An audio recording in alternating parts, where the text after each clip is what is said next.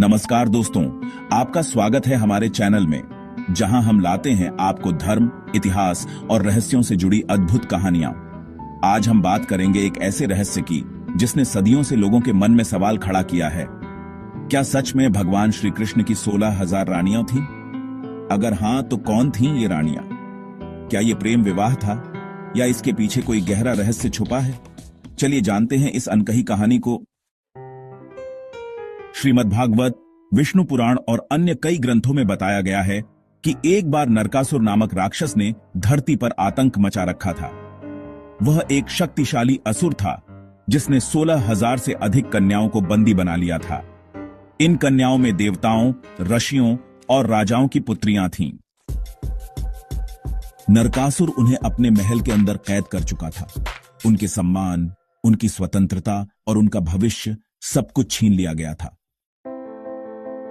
इस अत्याचार को रोकने के लिए भगवान विष्णु ने श्री कृष्ण के रूप में अवतार लिया। उनकी पत्नी सत्यभामा के साथ उन्होंने नरकासुर के महल पर चढ़ाई की और भयानक युद्ध के बाद उसका वध कर दिया।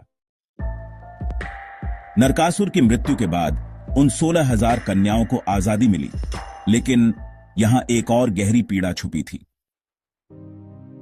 उस युग में किसी स्त्री का अपहरण होना, चाहे वह शारीरिक रूप से छुआ भी न गया हो, उसके सम्मान और विवाह के लिए बहुत बड़ी बाधा बन जाती थी।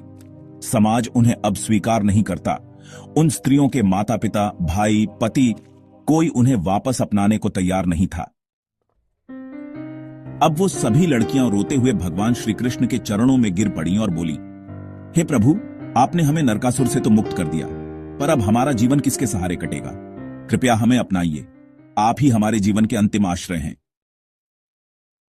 श्री कृष्ण ने योगमाया की सहायता से अपने 16,000 रूप बनाए और हर रानी के साथ एक अलग गृहस्थ जीवन का रूप धारण किया। यह कोई भौतिक विवाह नहीं था, बल्कि यह दर्शाता है कि परमात्मा हर भक्त के साथ व्यक्तिगत रूप से जुड़ सकते हैं।